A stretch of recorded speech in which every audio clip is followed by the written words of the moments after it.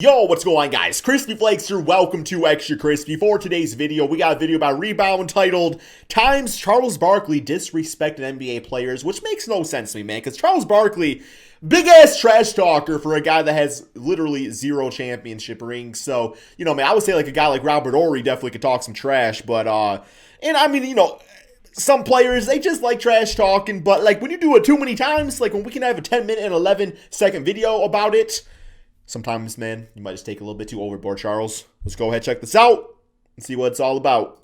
These are the times Charles Barkley disrespected NBA Damn, taking players. punches. Woo! First up, we got the time that Charles did Shaq so dirty, things got violent. And this is why he always is roasting him. The ball right at his damn head, man.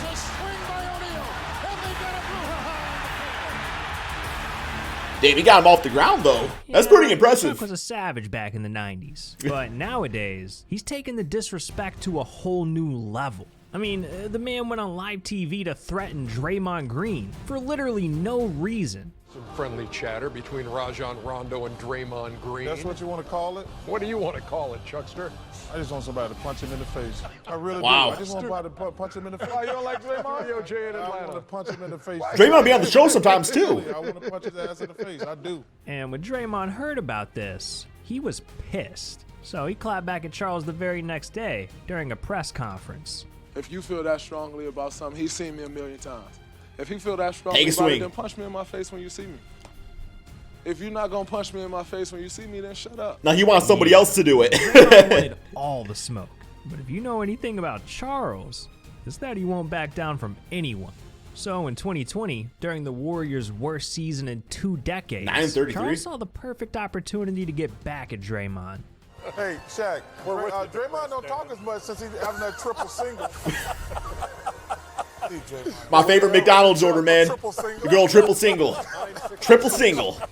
Now, at this point, Draymond should have just left Charles alone and taken the L. But instead, he took the beef even further by saying this. No, Barkley should stop before I go take his job, though. He already ain't make enough money playing, so he need that job. He should stop talking to me.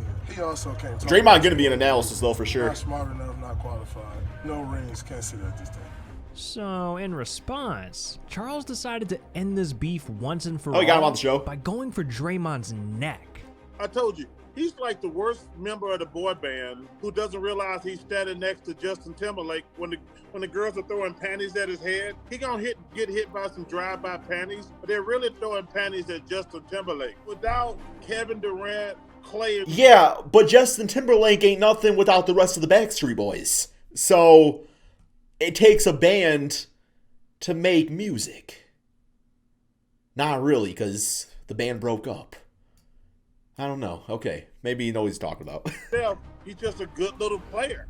Now, even Just a though good little this beef player. got pretty out of hand, Just a good they little ended player. up squashing it in 2020 when Draymond made a guest appearance on Inside the NBA. But not every beef has a happy ending, because Charles will be LeBron's Yo, take off the biggest headband. enemy for the rest of his life.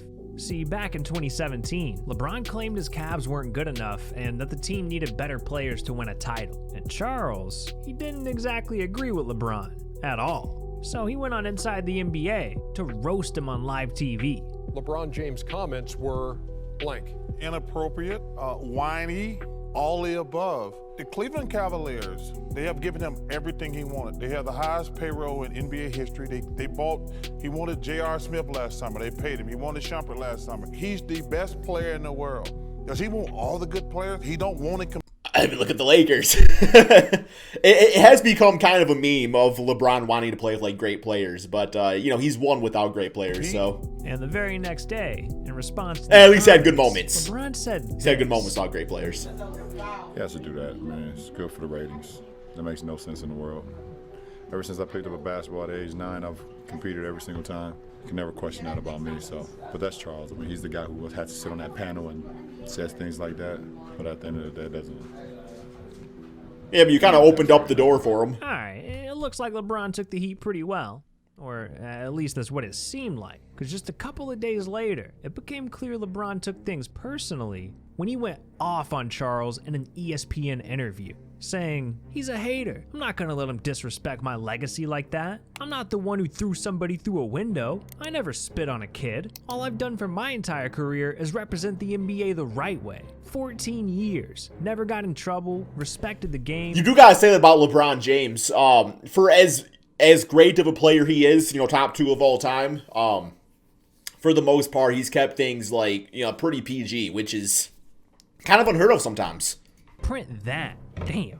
It's not often you hear LeBron this pissed. Like, he just And stays by this focused. point, their beef became the hottest story in the NBA. So just a few days later, Charles was asked to respond to the situation, and he made it clear he wasn't backing down. LeBron is one of the 10 greatest players I've ever seen. Top But 2. My comments were what I said. I stick by them. Like I say, I've did some stupid things in my life. That does not make my argument less valid. Is there interest in your part in talking to LeBron James? That's a good point. I've met LeBron James probably 10 times in my life. We have shaken hands and said hello. We do not have to be friends. Wow, way to be the bigger man, Chuck. But Chuck isn't always the mature one, because the way he disrespects Russell Westbrook is downright petty. A lot of people do. God. Doesn't make it right, What though. the hell? Yeah. Didn't Sam Presti just give him $200 million and he gonna dress like that? He live in Oklahoma. He probably got a tractor in the backyard. I mean, clearly Russell Westbrook knows what he's doing when it comes to fashion, because not only do people talk about it, which is great marketing, but I mean, like, he owns like a fashion line, and I think people are kind of into it. So I mean, that's just how he dresses. Like, I don't know why people get so mad about how other people dress. Never understood that. Listen, I love Russell Westbrook, but he looks like I get it a little bit, maybe. That guy might be MVP, but he might be the worst dresser in the NBA. But eventually, Russ got the last laugh when he was shown a rare photo of Chuck's style from the 90s. The fellas were looking at bad fashion choices. We found a picture of Chuck. Oh boy. Chuck was rocking the shorts, the espadrilles, and the man purse. Is that ever a good choice? Never. He might be the worst dresser on that panel by far. It's not even close. Not even close. Shaq dresses well. Good. Ernie's good. Kenny's good. Chuck is terrible. There you have it. Back to you, Brian. Clearly, Chuck has no right to criticize anyone's fashion. But hey, at least this incident with Westbrook wasn't violent, because Charles's beef with Bill Laimbeer Hey, got here we so go. bad, it Bill literally Laimbeer. started a riot. See, throughout the 80s, Laimbeer was known Fuck as off one of me. the dirtiest players in the NBA. That was clean. And a key part of the notorious Bad Boy Pistons. I mean, just look at what this man did to Larry Bird. That was clean, man. That's a block. That's a block in the 80s. That's a block in the 80s.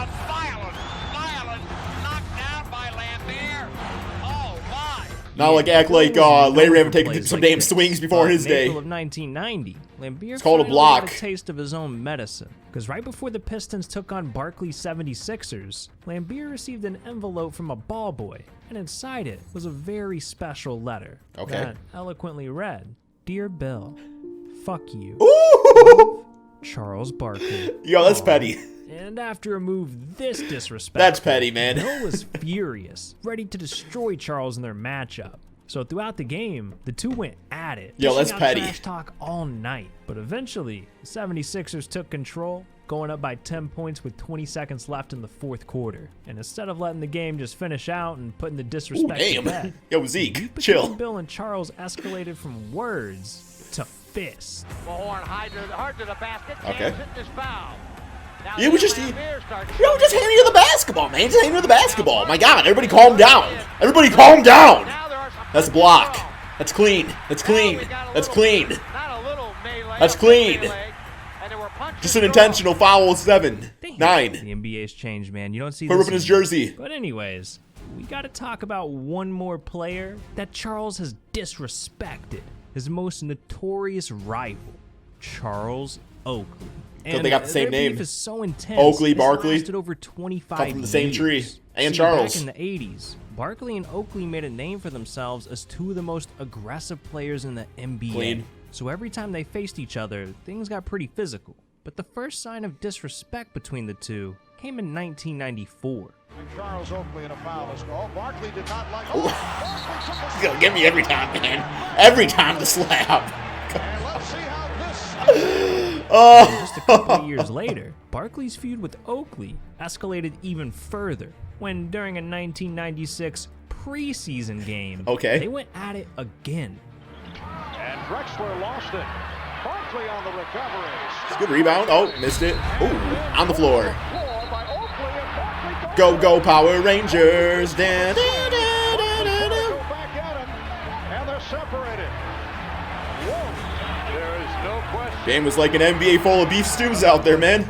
Yeah, there was some really bad blood between the two. And over the next few years, rumors would circulate about fights going on behind the scenes. But we wouldn't see another public incident between the two for 18 years. 18 Because it wasn't years. until 2016 that their beef would reignite. When during Inside the NBA's coverage of a Hawks-Cavs playoff game, Barkley decided to criticize Cleveland, Oh, boy. saying that the team sucks because they never dropped a like and subscribed to Rebound. Hey. Yeah, that's right. If you don't support the channel, bad things happen. So what are you doing?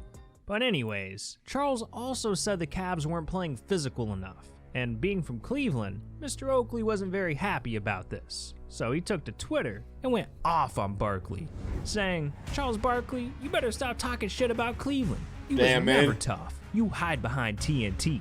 And when Barkley was shown the tweet, he clapped back at Oakley one final time. What'd he Charles say? Oakley doesn't like me, which is no big deal. I don't like him or dislike him. I don't think about it. He's not important enough for me to think about. So, I think it's safe to say that Charles will be beefing But with you just did when Charles he- for the rest of Charles's life. Damn. Brought you up, I think. But I'm gonna beef with you if you don't click on this video. All right, guys, that is the end of the video right there. Yeah, Charles Barkley will be crazy, but I will say, man, when it comes to like the TNT crew and all that, they're fun to watch, they're exciting, and that's kind of their job is to be that, right? So that's all we got. Thank you all so much for watching. Peace out, my friends.